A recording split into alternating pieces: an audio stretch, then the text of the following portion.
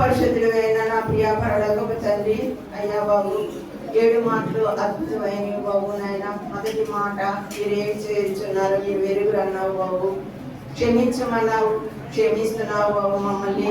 అయ్యా దేవా నాయన తండ్రి, 2వ మాట సిలువలోని మరి పశ్చాత్తాపం పడిన దొంగకి నాయన రక్షణ ఇచ్చావు. నువ్వు సిలువ వేయబడేటప్పుడు కూడా ఆత్మరక్షణను సంపాదించుకున్నావు బాబు, నీకు వందనాలు. ఇదిగో 3వ మాట బాబు నాయన యేసయ్య నైనా తండ్రి, తల్లి కొడుక్కి ఆత్మబంధాన్ని కల్పించున్నావు తండ్రి. నాలో ఉండి మీరు మాట్లాడండి, నేనేం పట్టిదాన్నయ్యా బాబు, ఎన్నిక లేని దాన్ని నైనా తండ్రి, నా జీవం ఏర్పట్టింది నైనా తండ్రి. నన్ను జ్ఞాపకం చేసుకోండి, కూడా వచ్చిన కూడా జ్ఞాపకం చేసుకుని మా హృదయాలని వాక్యం పెట్టమని నా యేసు పరిశుద్ధ నామములో ప్రార్థించి స్తుతించి పెట్టుకున్నాను తండ్రి. ఆమేన్. లూకా సువార్త 19వ అధ్యాయము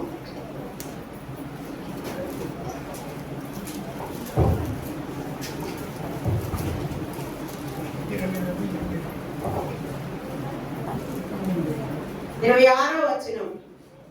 యేసు తన తల్లియు తన ప్రేమించిన శిష్యుడను దగ్గర నిలిచి ఉండుట చూచి, అమ్మా ఇదిగో నీ కుమారుడు అని తన తల్లితో చెప్పెను. తరువాత శిష్యుని చూసి, ఇదిగో నీ తల్లి అని చెప్పెను. ఆ గడియ నుండి ఆ శిష్యుడు ఆమెను తన ఇంట చేర్చుకొనెను. నిజమే. మరి మరియ తల్లికి కుమారులు ఉన్నారు, కుమార్తెలు కూడా ఉన్నారు. కానీ వాళ్ళెవ్వరూ కూడా ఆ శిలువ దగ్గర కనిపించలేదు. మరి 12 మంది శిష్యులు ఉన్నారు, మరి వాళ్ళు కూడా కనిపించరు. ఒక్క శిష్యుడు మాత్రమే కనిపించారు. 25వ వచనంలో చూస్తే ఆయన తల్లియు ఆయన తల్లి సహోదరియు ఇద్దరు, క్లోపా భార్య అయిన మరియయు మగ్దలేనే మరియయు, 4. తల్లికి తోడుగా 3 స్త్రీలు కనిపిస్తున్నారు. 4వ వాడు ప్రేమించిన శిష్యుడు యోహాను. అయినప్పటికీ కూడా ఈ తల్లితోటి ఈ 4 కనిపిస్తున్నారు. స్త్రీలు అన్నిట్లో ముందున్నప్పటికీ కూడా మగదిక్కు అంటూ కావాలి. కానీ వాళ్ళు ఏం చేశారంటే, మరి ఈ స్త్రీలు 3 ఉన్నారు, శిష్యులు లేరు. మరియా చాలా సొమసిల్లుతుంది. ఎందుకంటే ఆయన పుట్టుకలోనే సుమియల ప్రవక్త నీ కడుపులో కత్తి దూస్తాయి, పేగులు తల్లడిల్లుతున్నాయి కనుక ఆమెని పట్టుకోవడానికి కూడా ఉండాలి. రోమా గవర్నమెంట్ చాలా భయంకరమైనది కనుక ఏదైతే అదే అయ్యింది. మేము సిలువు ఇలా ఉండేటప్పుడు ఆ కాళ్ళ దగ్గర ఈ 4 నిల్చున్నట్టు మనకి ఇక్కడ కనిపిస్తుంది. మరి యేసయ్య సహోదరులు లేరు, శిష్యులు కూడా కనిపించలేదు. మరి తల్లి కొడుకులకి ఆత్మీయ బిడ్డలంగా మరి ఆ తల్లిని ఆ ప్రేమించే శిష్యుడికి అప్పచెప్తున్నాడు. ఆ గడియనే తన ఇంటని చేర్చుకున్నట్టు మరి కనిపిస్తుంది. మరి ఇక్కడ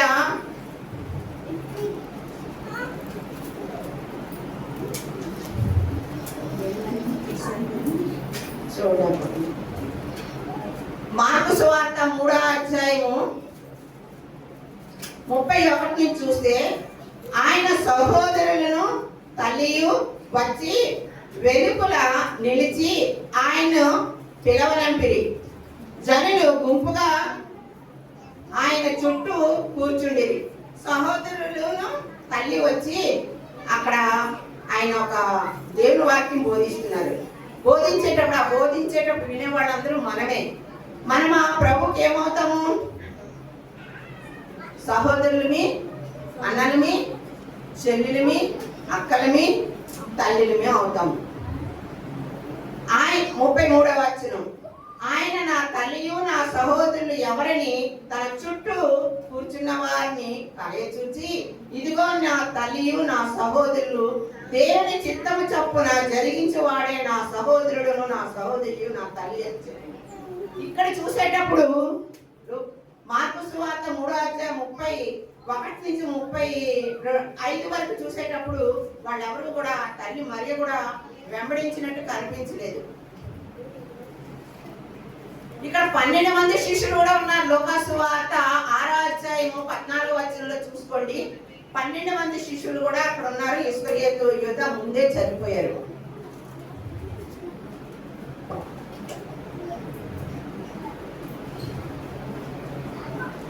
యోహాను సువార్త 2వ అధ్యాయంలోని అక్కడ కనిపించలేదు.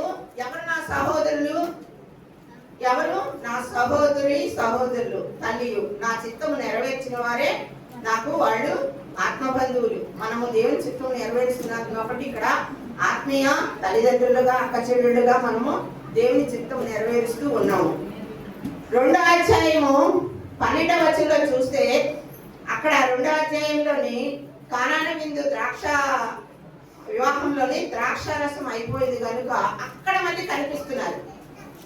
మరియం కుమారులు శిష్యులు, మరియమ్మ కుమారులు శిష్యులు కనిపిస్తున్నారు. 12వ వచనంలో చూద్దాం. 2:12 యోహాను. అటు తర్వాత ఆయనయు ఆయన తల్లియు ఆయన సహోదరులను ఆయన శిష్యులు కపెర్నహూమునకు వెళ్ళి అక్కడ కొన్ని దినములు ఉండేవి. అక్కడ చూసారండి, తల్లి మరియా ఉంది, శిష్యులు ఉన్నారు, మరియ కుమారులు కూడా యేసుని వెంబడించినట్టు కనిపిస్తున్నారు. ముందు భాగంలో అయితే లేరు. వాళ్ళు వచ్చేటప్పుడు వాళ్ళెవరు, వీళ్ళు కూర్చున్నట్టు వాళ్ళే నాకు అన్నలు చెల్లెళ్ళు తల్లియు అని చెప్పారు. మరి ఇక్కడ 4 స్త్రీలు కూడా ఇక్కడ తల్లితో 4 కాబట్టి 4 స్త్రీలు కూడా తల్లి మరి యేసు ప్రభు వారు ఆ ఒక శిలువ దగ్గర ఆ పాదాల దగ్గర నిల్చుని ఉండేటప్పుడు మరి వాళ్ళు ఉంటే వాళ్ళకే అప్పచెప్పేమో కానీ మరి వాళ్ళెవరు శిష్యులు కనిపించలేదు, అన్నదమ్ములు కనిపించలేదు. అక్కడ ప్రేమించిన యోహాను మాత్రమే ఏదైతే అదే అయింది అని అక్కడ ఆ ఒక శిలువ దగ్గర ఉన్నారు కనుక ఆ తల్లిని ఆ శిష్యుడికి అప్పచెప్పినట్టు ఆత్మీయ కుమారుడు. అవును, ఈ ఆత్మీయ కుమారుడు ఎక్కడి నుంచి వచ్చాడు అనుకుంటే మత్తయి సువార్త 1వ అధ్యాయంలోనే మనకు కనిపిస్తుంది. 5వ వచనంలో రాహాబు బోయాజును కనెను, బోయాజు రూతునందు ఓబేదేను కనెను. ఈ రాహాబు ఒక ఎత్తు అయితే రూతు మరొక. రూతు గ్రంథానికి వెళ్దాం పదండి. 1వ అధ్యాయము 16వ వచనం. ఈ తల్లి ప్రేమ గురించి ఎందుకంటే అంత విధంగా చెప్పవలసి వస్తుందంటే ఆయన బ్రతుకునేటప్పుడే ఒక తల్లికి ఒకే కుమారుడు, ఆ కుమారుడు చనిపోయాడు. పాడి మోసుకొని వెళ్ళేటప్పుడు ముట్టి సజీవుడుగా తన తల్లికి అప్పచెప్పినట్టు కనిపిస్తుంది. మరి రోమన్ గవర్నమెంట్ లో ఉన్న ఒక సైన్యాధిపతికి కుమార్తె చనిపోతే ఆమె కూడా బ్రతికించి తన తండ్రికి అప్పచెప్పినట్టుంది. ఆదరణ, ఒంటరితనంలో ఉన్న ఆదరణ ఒక్కొక్క బిడ్డగా ఉండేటప్పుడు ఆ ఒక దేవాది దేవుడు ఎంత జాలి, ఎంత ప్రేమ అంటే ఈ లోకంలో పుట్టిన తర్వాత మరణం తప్పదు. జననం ఎక్కడ ఉంటుందో మరణం కూడా అక్కడే ఉంటుంది. కానీ ప్రభు కాలంకి వచ్చేటప్పటికి మనం మరణించిన పరలోకంలో సజీవనంగా జీవకిరీటం పొందుకొని ఉండాలని ప్రభు ఆశ. అప్పుడు మనం దేవుని సన్నిధిలో ఏ విధంగా జీవించాలో మనకు నేర్పిస్తుంది ఈ బైబిల్, దేవుని వాక్యం. అందుకే మొదటే చెప్పారు కదా, ఎవరు నా అన్నలు చెల్లెళ్ళు అక్కలు తల్లి తండ్రి నా మాట చెప్పిన దేవుని చిత్తము నెరవేర్చిన వారే అని చెప్పారు కనుక రెండోటికి చూసేటప్పటికి ద్రాక్ష విందులో కనిపించారు వాళ్ళు. కానీ సిలువేసేటప్పుడు మళ్ళీ శిష్యులు కనిపించలేదు, వీళ్ళు కనిపించలేదు.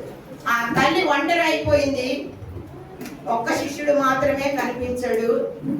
మరి తల్లికి కూడా ఒక సహోదరి ఉన్నట్టు కూడా కనిపిస్తుంది. వాళ్ళు దైవకంగా దేవుని యొక్క సేవకుల కుమార్తె మరియమ్మ. అలాగే యోహాన్ తల్లి కూడా అలాగనే ఉంటారు. మరి దావీదు మహారాజు అయినప్పుడు నా వంశంలోని ఇటువంటి పరిశుద్ధుడు, కుళ్ళు పట్టుడు, సజీవుడుగా యుగ యుగములు పరిపాలించేవాడు నా వంశంలో పుడతాడని ప్రవచించినప్పటికీ కూడా ఆయన నా పేరుకు మాత్రము మరి యేసేపు మ్యారేజ్ చేసుకున్నాడు కాబట్టి ఆయన వంశంలో నుంచి వచ్చినట్టు వాడు. కానీ మరి మరియా గర్భమందే ఒక ప్రవక్త, దేవుని సేవకుడు కుమార్తె గర్భాన్ని ఎన్నుకున్నాడు దేవుడు.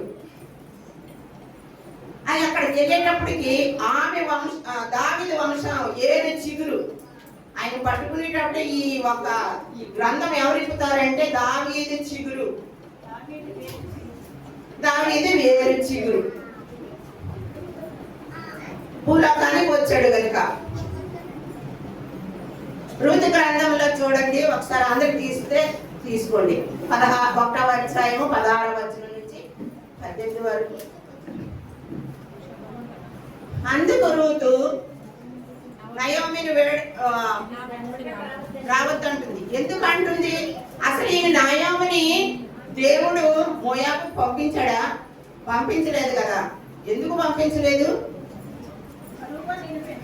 కరువులోని మనందరం చనిపోతే లేదు, కానీ నయం ఒక్కరితే బ్రతికేస్తుందా? వెళ్ళి కాదు కదా.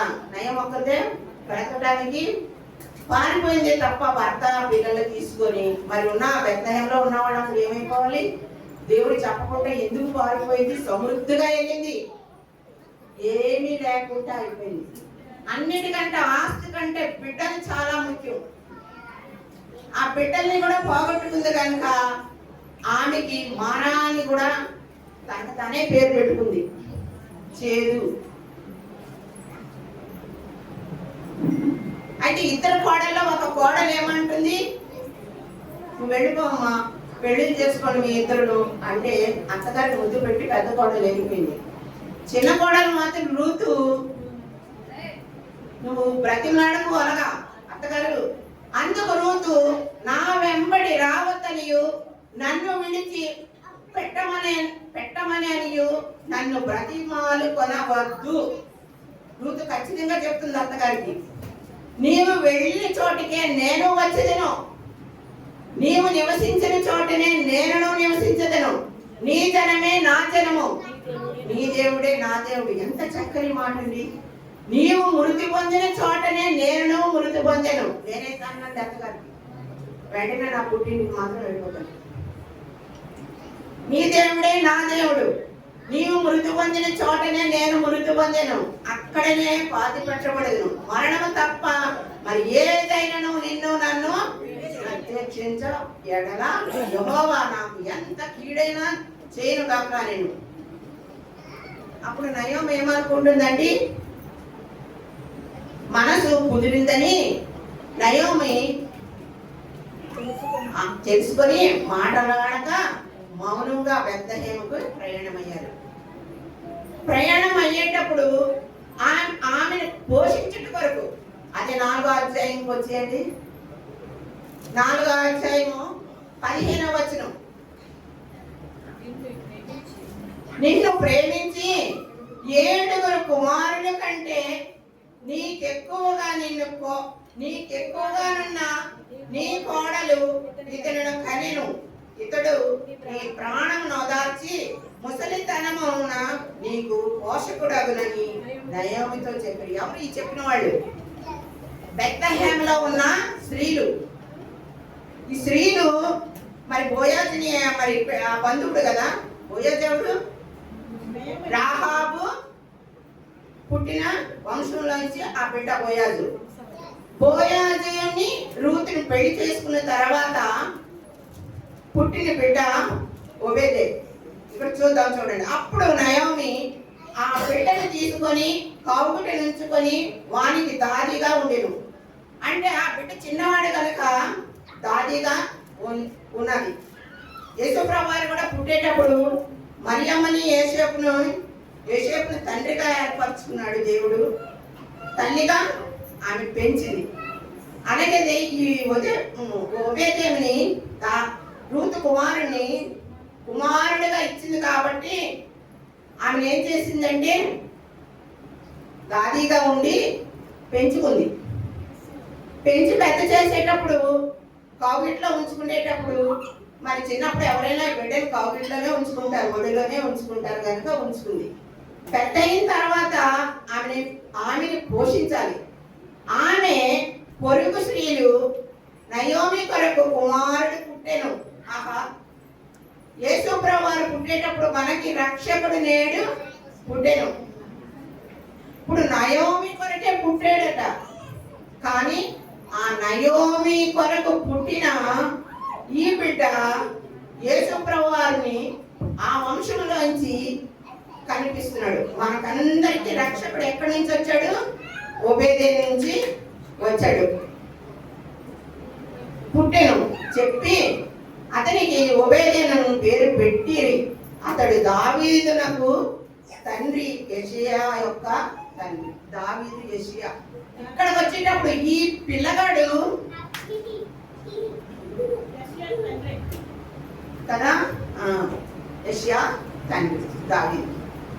మరి ఈ పిల్లగాడు మరి ఇక్కడ ఇంత అద్భుతంగా ఇక్కడి నుంచి ఈ వంశం నుంచి యేసు ప్రభువు వారు వెళ్ళారు కనుక ఆ ప్రేమ ఎక్కడుందండి? ఈ రూతు దగ్గర నుంచి వచ్చింది.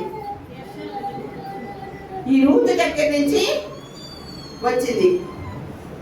నన్ను వెంబడించొద్దన్నది అంటే అలా అనొద్దమ్మా, నిన్నే, నీ దేవుడే నా దేవుడు, నీ జనులే నా జనులు, నీ ప్రజలే నా ప్రజలు, నిన్ను నన్ను మారడం తప్ప మరెవరు ఏది చేయలేరు అని అత్తగారు ఒంటరి అయిపోయింది కనుక ఆ ఒంటరితనంలో 7 కుమారుల కంటే 7 అంటే అండి 7 తల్లికి 7 బిడ్డలు ఉన్నారంటే 7 చూస్తారని గ్యారెంటీ ఉందా? గ్యారెంటీ లేదు కనుక అక్కడ 7 కుమారుల కంటే నీకెక్కువగా ఉన్న నీ కోడలు ఇతని కనెను, ఇతడు నీ ప్రాణంను అవును. ఆ ఒక తల్లికి ఆదరణ చూపించినట్టు మరి నయోమికి బిడ్డనిచ్చింది. ఇక్కడ యేసు ప్రభువు వారు ప్రతి చనిపోయినట్టు వారికి ఒక తల్లికి ఒక బిడ్డని అప్పచెప్పాడు. పాడి మీద ఒక సైన్యాధిపతికి అప్పచెప్పాడు. అలాగే చాలా చాలా చేసి ఉంటారు మరి. కానీ ఇక్కడ రూతు ప్రేమ అక్కడ యేసు ప్రభువు వారు చూపించినట్టు మనకి కనిపిస్తుంది.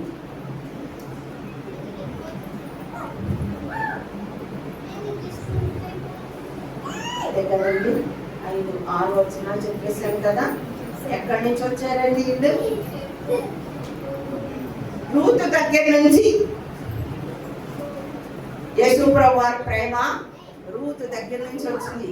తల్లి ప్రేమ అత్తగారి మీద అటువంటి ప్రేమ ఎవ్వరు కూడా ఈ లోకంలో చూపించలేరు. రూతమ్మ మాత్రమే 7 కుమారుల కంటే ఎక్కువ ఆ బిడ్డని కావిట్లోకి ఇచ్చింది.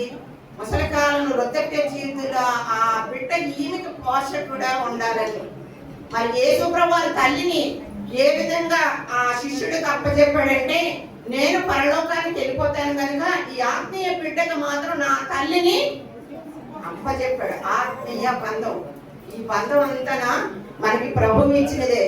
మరి అప్పుడే చెప్పాడు కదా, ఆ ప్రభువుని వెంబడించలేనప్పుడు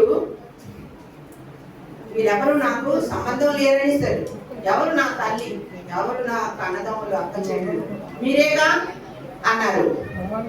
అటు రీతిలోని మన దేవుని మాట వినేటప్పుడు నాకు కూడా ఆపరేషన్ లో కూడా ఇదిగో ఈ ఆత్మీయ బిడ్డలు జ్యోతి, స్వాతి, చిన్ని వాళ్ళు భార్య చాలా నాకు సహాయంగా ఆత్మీయ బిడ్డలుగా ఉన్నారు. వాళ్ళని నేను మర్చిపోను.